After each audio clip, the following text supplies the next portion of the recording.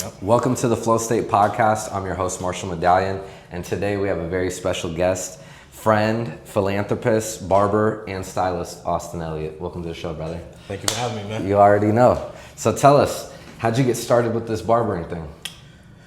Ooh, the barbering thing is one of those things that just kind of found me. I've been cutting myself ever since I was 12 years old. Okay. I started cutting myself because my parents were cutting my hair poorly. Okay. And I decided I'm gonna take this into my own hands. Started cutting myself. Started off decent. Right. Not great, but good enough to get by. Fast forward, I'm in college.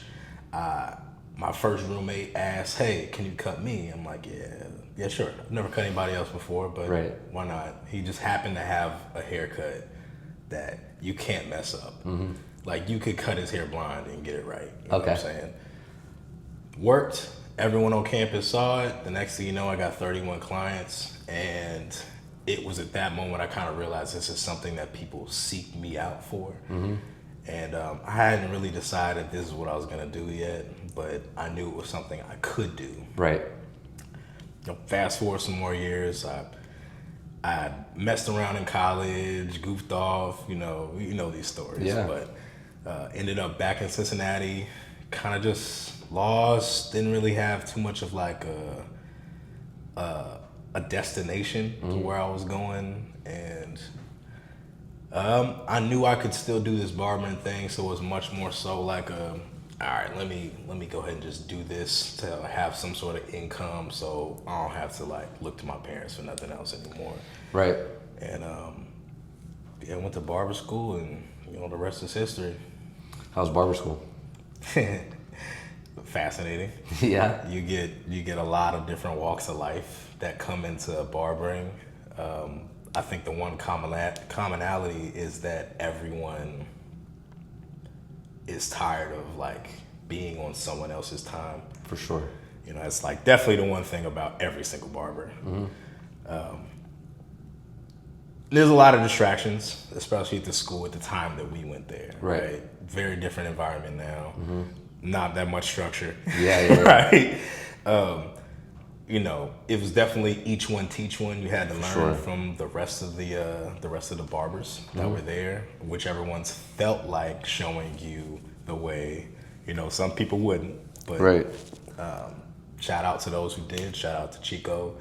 Shout out to my boy Lamont. Mm-hmm. They were really kind of the first guys to like step up and show, hey, don't cut like this, do it like this. Right. And I kind of it was the first time I really, for myself, locked in on something in my life, just to keep it a whole band with you. Like, I stopped smoking, I stopped drinking, I started partying a whole lot less. For that time that I was in barber school, I was just that. Mm-hmm. I moved my chair from the back to the front, and for the people who don't know, the barber school is big. And the barbers at the front have by far the most visibility, by far the most walk-ins. So me going to like that first chair, it put the pressure on me, and like it was like day in, day out. Honestly, it was really where I built that work ethic. It was in there, because I was just like nonstop. I tried to be nonstop as possible. If someone walked in, I walked over to them, hey, come get in my chair, get in my chair. Mm-hmm. And yeah, man, after that, I graduated. Chyko told me he was at Razor One Kutz, and I had like a couple of bouts trying to find a shop. I'm like, one place got shot up, another place got raided. Barbershops are much better now than I think they used to be. For sure, 100%. 100%. But yeah, I've been kind of in contact with Chyko, and he was like, yeah, man, I'm over here at Razor One. It's smooth. Donnie's a real cool dude. Come talk to him. Right. So I went over there after I graduated, and Donnie kind of spelled out to me the vision he had for his shop, something that would be like a pillar in the community, a cornerstone, somewhere like people would bring their kids and families would like grow within. I'm like, oh yeah, that's something I get down with. Yeah. And Razor One Kutz was at this kind of like center of different communities. Yeah. Right. So we had like Silverton, Madisonville, Kenwood, Right. Kennedy Heights, all different demographics that just converge right there. And that's always been my kind of thing. I Yeah. always wanted to be in an environment that I could cut all walks of life, all sure. different ethnicities, socioeconomic backgrounds, religious affiliations. I wanted all that in my chair because Yeah. I like all those different kinds of stories, all those different kinds of experiences in and out of my chair, and frankly, in and out of my life. For sure. And I've kept it consistent. Yeah, that's how I got the proof of concept for this. I'm like, I love talking to people, but I didn't want it just to be in the barbershop. I'm like, man, we can all have conversation, but I definitely learned that from the barbershop. So for some context, I used to work with Austin back at Razor One Kutz, and a little bit of a backstory. I also got to Razor One Kutz through Chyko. I was at the time dancing salsa and doing some DJing, and he was out at different Latin nights, and I remember I was in barber school and I needed a haircut. So I reached out to him and he was like, pull up to the barber shop. So I pulled up to Razor One, and after the cut, he was like, meet the owner of the shop, Donnie. So I met Donnie, and at the time I was still in barber school, but I was working at night at BJ's Brewhouse in Tri-County. And I was just a host, and I really didn't like it too much because, I mean, I was trying to make a little bit of money, but I mean, it was not my speed. I wanted to get cutting or do something with my life. And I remember at one point I'm like, man, I'm worth more in a room with me and my thoughts than this minimum wage or whatever. So I remember reaching out to Donnie and I said, hey, can I in any capacity work at the barbershop? He's like, well, you can work on Saturdays and you can work after hours during the week. And I'm like, let's do it. So I quit the job and I started cutting, and I mean, I'd make maybe like 70 to 100 a day. And at the time I was just excited to get paid for the cuts, because you know how barber school it is. You're getting paid in tips, if that.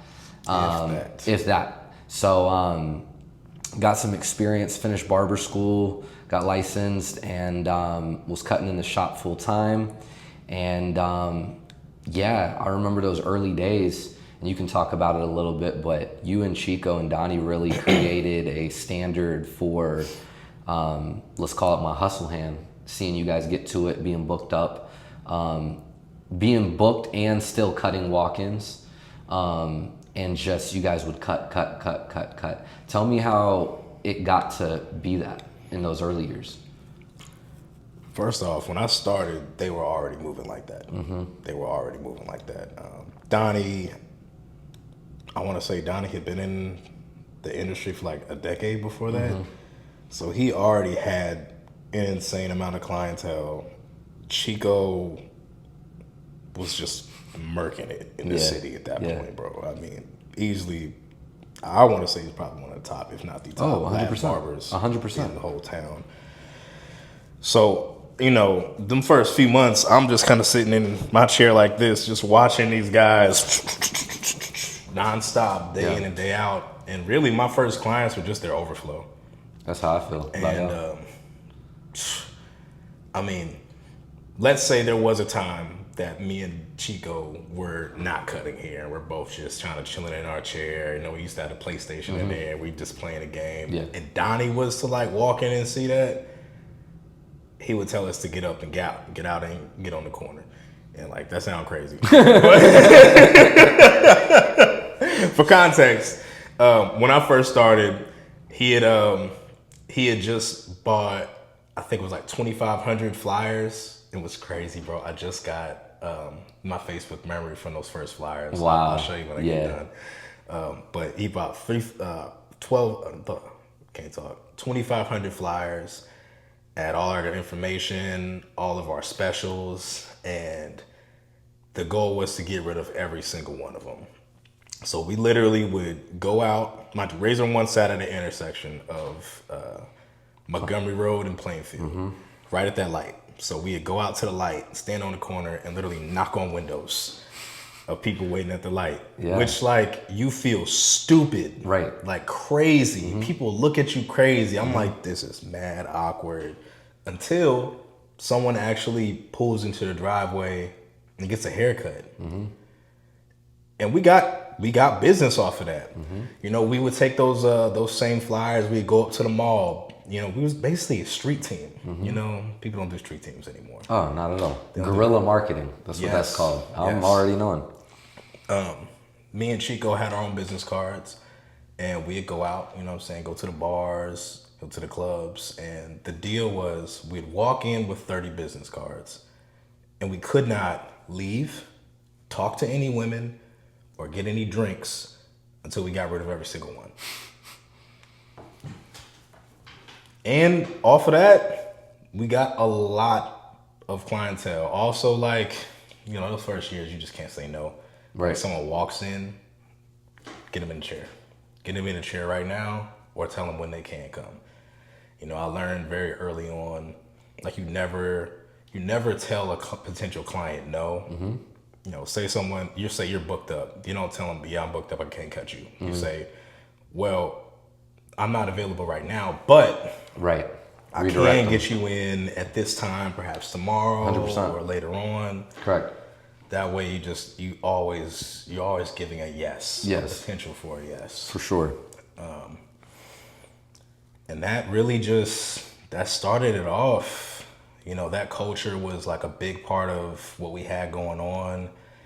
And we very quickly became what I would say is a household name on the East Side when it comes to like barbershops. And I mean, that first couple of years were insane, dude. They were insane.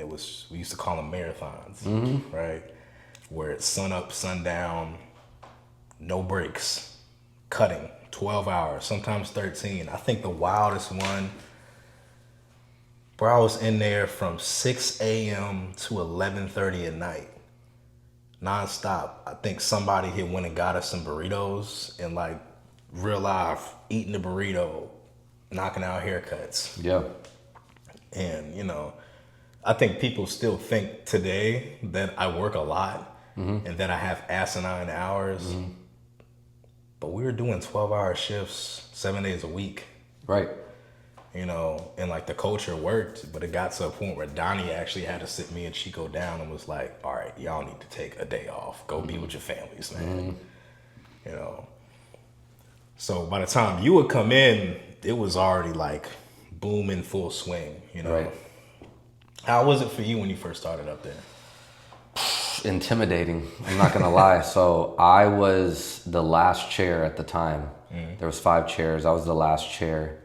And I mean, shout out to Chyko and shout out to all you guys for really helping me develop, but it kind of exposed the lack of preparation that I didn't necessarily prioritize in barber school. And I felt like I got a lot of wreck in those early razor one cut years for myself. Like I got your guys' overflow, and I learned very quickly, you know, what to do to stand on business. I was already decent. I was good at razor work. I was still getting better at blends, still getting better with straight hair, scissors, all that kind of stuff.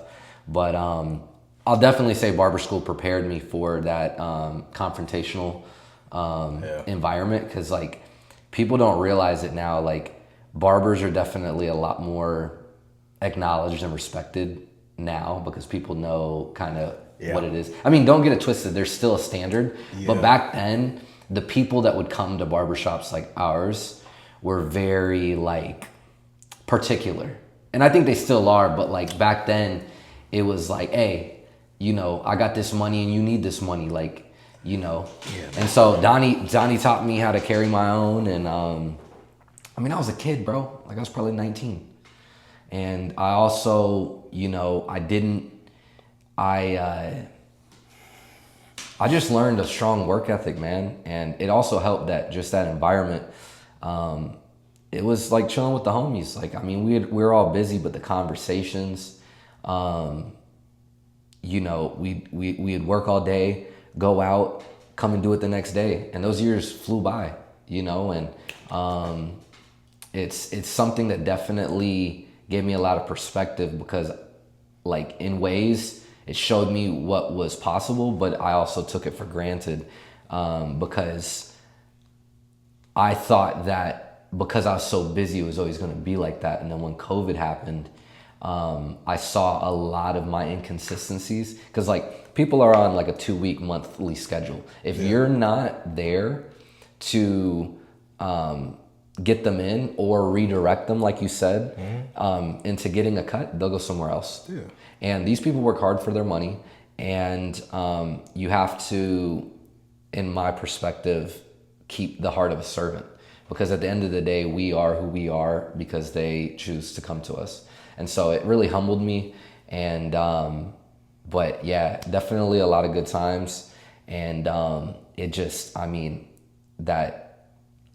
think of it as conditioning. You know, you work out with a medicine ball, you shoot hoops with a medicine ball. Dunking a regular basketball is easy after you've been dunking with a medicine ball. So for me, it was in those later years, it was like, you know, what's an 8-hour shift? Like, and also not being afraid of that. Like, I look back, and I was just talking to you about interviewing another one of our former clients, and you just got to stay hungry, man. Like, I think that's the difference between us and a lot of people. And a lot of people that I have on this podcast is that, man, we're hungry. And don't complain about your plate being full if it wasn't your goal to eat. Like, it was my goal to eat. Amen. And I just, you know, as much as I wanted to get out of it, I could get out of it. And then also too, we'll segue into this, is that I appreciated what Donnie and you and Chyko really did for doing give-backs, like a lot of philanthropy work. We would do stuff for the neighborhood kids. I remember that one time we set up some like some Xboxes or whatever, let them come through. We gave them some pizza, and you just realize that you're so much more than a barber in a lot of these people's lives. Yeah. Talk to us a little bit about that. I mean, as a barber, you got to wear a lot of hats. You got to be, for one, someone who cuts hair. Right. But for two, you become sometimes a therapist for your client. For sure. You become a broker of relationships. Definitely. You know, people definitely sit down and ask, hey, you got somebody who does lighting? You got somebody who does flooring? You know, I gotta board my dog for the weekend. You know anybody who can do that? You know, and a lot of times I have an answer for that. Exactly. Because we do come in contact with all different kinds of people. So we broker of people. And then probably one of the more underestimated aspects is like you become a part of people's family. Exactly. You know, you really do. You know, I got clients who I've cut them since they were young adults. Now I cut their kids. Right. And their uncles. And their family. Right, to the point where now, like, I've been invited to the barbecues. Right, you know, right. The birthdays. I just went to a wedding of one of my clients this weekend. I saw that. You know? And it's like every time, like, I've had so many of my clients get married, and like, it's always like a blessing to see this, because I always have these conversations like, man, I've seen y'all through all the girlfriends and all the different kinds of things. So you become like really this common point in your client's life. And I've been doing it for a decade now. So some of these people I've known for a decade. I've heard personal things for a decade. Right. And, you know, I think it's a gift to be able to, like you said, to be of service to my clients. Right. I really do. It's humbling because like, in a lot of ways, like, I'm this constant, but I'm not even in it. Right. But because of that, I think that they look to you as, like I said, the therapist. Right. Someone that they can vent to, you know. And one of my clients sent me like a reel of some funny stuff, right? And he was like, yeah, man, yeah, y'all see a lot, y'all hear a lot. I was like, you know, it's not ever written down, but we definitely operate under some sort of HIPAA contract, right? Bro. Definitely what happens in the shop stays in the shop kind of situation. You got to be prepared for what someone says when you ask, how's your day? How's your week? You might get a lot of different answers, and you got to be ready to receive those. You know, Exactly. someone could be coming in having the best day of their life, and you want to add to that, right? You want to keep that going. Definitely. You got to be prepared for when someone is actually having the worst day of their life, Yeah. and you now have to be empathetic. You have to be there for them, you know. And sometimes it's providing feedback, giving words of encouragement. Others, it's just be there with them. Right. So you know if you ever seen Inside Out. Of course. Deep. Deep, but the prime, one of the best lessons of that is like, not every memory has to be happy. Sometimes things are sad, and when things are sad, be sad with them. You know what I'm saying? You gotta process that. Let it run. But with all that, I think a tricky thing for people, or for us, when you are one of those barbers that brings that aspect and you are present with your people, is not bringing that home. Yeah. You know, not letting, because mind you, it's like we're go-getting barbers. You know, it ain't like the type that's just kind of just meandering on through. Yeah. So the challenge is, how do you go through all that, be present, give out energy? I mean, even if it's like a good day, right? Like you gave out a lot of social energy, a lot of yourself. How do you then navigate that with your own personal life? Right. You know, and not taking rough days home, finding time for yourself. Right. You know, what do you do for that? So I'm so glad you asked. I remember about 2 years ago, I went to a barber seminar, and there's this barber that he owns 2 barber schools and a barber shop. You probably heard of him, Tyreek Jackson. Yeah. And I got a chance to speak with him one-on-one, and I said, how do you do it? And I was looking for this big answer. And honestly, what I was running from personally, he said to me, he's like, you gotta stay prayed up. Oh, yeah. And I was like, yeah. Because ultimately I tried so many different things, and I cannot give out of my lack. And the only one who I have to truly go to is God. And I tell people, you like, an empty pitcher can't fill up other cups.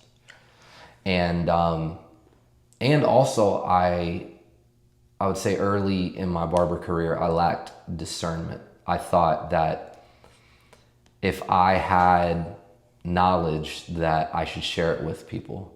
And I did my fair share of projecting. Because I've gone through it like this. This is how it applies to you. Whereas now I'm very intentional about what I say or I don't say, because ultimately I care more about impact. So it's a lot of listening and kind of, you know, seeing what people actually need. And there's been times that I think they need one thing and what they really need is something else. And it's kind of just tapping into what God will have you do in some of those moments. But definitely my faith, as well as being present outside of work. And that's easier said than done. I still have to be, you know, very intentional about that. But when you're not working, you should not work. And it's because, you know, we're there so much. And also too is optimizing our potential, because I would say at one point I was serving people so much that in order to go to that next level of being able to give out of my abundance, I had to take other goals in my life seriously than just barbering. And I remember there was this other seminar I went to, shout out Sam Glickman. I remember he changed my perspective. He said, it's not good enough to just service successful clientele. He said, you have to become them. And that's kind of what changed, I would say, when I got my own barber suite, is that I realized that a lot of the conversations I was having with very successful people, they'd give me advice, they would see potential, but the more and more I put off putting in the work to become who I needed to be, I could tell that I wasn't ready for that next piece of advice. And it was something that I felt. They didn't make me feel that, but I felt myself that I value my relationships with a lot of my clients so much that it can't just be a good word that they give me. It has to be something that I go, put into action. And so I put a lot of that stuff into action, including starting this podcast. And it's crazy. All of the guests that I've had on here, including yourself, have been a byproduct of barbering, whether they were my actual client or a friend of a client or another barber. My network, your network is your net worth. I've used that to create more and more value, because for me, I'm getting to the point now where I was just talking to one of my clients the other day, how that, I'm like, I would like to charge for this kind of interaction, because we were just vibing and I was really helping him have perspective in something that was, he was getting stuck in. And I was like, I'd like to charge for this. And he was like, I'd pay for this. He's like, when you start doing seminars, let me know. I want to attend. And I'm like, whoa. And that's one of those things that it's, we do our fair share of pouring into people, but as you can attest, and I'll let you talk about it, is that how many clients of yours have paved the way or have seen things in yourself that you've seen, but you're so, nose to the grindstone that they're like, hey, your time is valuable. Why don't you put a little bit over here? Why don't you start putting the egg in this basket, in this basket? And it starts, barbering, it can be the end all, but I think what I love about barbering is that it's a great potential, or it's a great platform to use it to do other things. And you could still barber, or you could just make, money doing this and really invest into what you actually want to do in any capacity. Like, it's very liquid. And I think now, I'm seeing it with you, like you're doing, different like keynote speaking. You just did a art exhibit. Talk to us a little bit about that. So the exhibit was it's called Faces. Okay. And it's an annual exhibit that it's usually at the Cincinnati Art Museum. This year it was at the Contemporary, and the guy who owns our barbershop, Rico Grant, and his organization Palooza Noir, they put this on every year.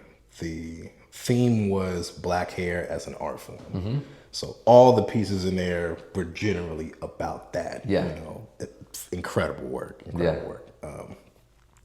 But because that was the theme, what he did is had us in there, like the barbers at Gallery at Gumbo, cutting as a live art form. Yeah. Also cosmetologists were in there too. Shout out everybody that was a part of it. It was awesome. That was just dope. That was fun. Probably the coolest environment I've ever cut hair in.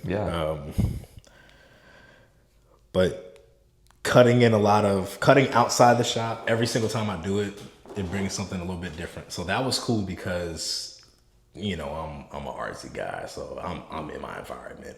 But also cutting at these back to school fundraisers, cutting at Washington Park, getting the homeless together. Stuff like that has always been a passion for me. And really, going back to Raising One Kutz, it started there. Donnie went it off rip. We're doing our own back to school thing in the shop. And he had DJs come in, we had backpacks, we had supplies, and it kind of instilled in me right then and there, like, we're gonna go out into the community, into the city, and we're gonna make sure that like we're giving the gift. I'm a firm believer that the gifts that God gives you are gifts to be given to others. 100%. Like, it's given to you so you can give it. Not so you hold on to it. And where I'm at right now, I'm still trying to navigate what direction I'm gonna go in and what the medium for it will be. But that's really the biggest focus of where I am right now. How do I continue to give so that my energy, my focus can be received where it needs to be? Like, I don't even pray for myself anymore. I pray for God to put me where God needs me to be. Wow. So that I can be of service. That's really, I think, the purpose of each individual story is how can you be who you need to be for everyone around you, for the people that you love. And that's the journey I'm on right now. I've done all the things in barbering that, well, not all, but pretty much all the things that I want for myself. And kind of like you said, I'd also view barbering as one of these things that's an incredible stepping stone. It's a great career, but it doesn't have to be the end all be all. And to all the people who are looking to get into it, just start now so that in a few years you can be whatever you want to be. Exactly. You know, and shout out to all my people who, like you said, like my clients who see that within me and they speak that life into you. Because it is one of those weird things where, like, mind you, it's better now than it used to be, but people hear, oh, you're a barber, like, oh, okay, so you just, you know. Cut hair. Do you cut a lot of people? Right. Do you cut celebrities? Yeah, do you cut celebrities? You know, you got Bengals, you got Reds, and what's your thing? No, I'm just regular people. Oh, that's cool. Let's chill. You know, and there's those people, and then there's the people who sit there and they hear you and they see you and they see the value in you. And I love and appreciate that. I like to look at myself as one of those kinds of people, right? Where you have all these different kinds of souls out in the world, and to not embrace and experience them in the moment for what they are, who they are, and to see light in them, to see what they can become. Yeah. And it's just not doing the service. Right. You know? Wow. Well, if you have any, I mean, I know you already kind of gave the future barber some advice, but just any kind of young entrepreneur, just young person out there, or any person out there really, what advice would you like to leave people with? Stop thinking about it. And if you feel called to do it, go do it. Come on. I spent a lot of my life thinking about things and pondering what could be. Right. And from the successful people that I've met in my life, the people who have these stories that are so fascinating, so like, oh my gosh, can't believe you did that, can't believe you did. The commonality is they just did it. Right. I promise, no one has all the answers. No one has a plan. Everything in this world, in society, is all made up. I promise you. Cities don't exist. It's something we agreed upon. You know what I'm saying? Yeah. So if you feel it in your heart, just go do it. Just go do it. Take that jump, take that leap. To entrepreneurs especially, you can't operate out of fear. If you operate with any level of fear, you'll fail. You know, you have to be brave and take that leap. I mean, I remember when it started at Razor One, I was still working at another job, kind of like you said, and it wasn't picking up for me yet. Like, it wasn't clicking. I was getting the overflow, but it was still like one of those things where, like, I'd leave the shop and go work at my other job, and Donnie'd be like, yeah, it was like 4 or 5 walk-ins that came in while you were gone. I'm like, oh, well, what am I supposed to do? And he said, quit. Quit the other job. You can only be successful if you pour all of yourself into something. Right. You don't want to be a barber. You want to be the barber in every circle. And that comes from consistency. So, yeah. Well, thanks for coming by. Where can people find you on social media? You can find me on Instagram at Austin_Barber. And in real life, you can find me at Gallery at Gumbo. That's 1300 Main. Yes, sir. Well, thanks for coming in, brother. Thank you. Yes, sir. Make sure to like, comment, subscribe, and we'll see you guys next time. Peace.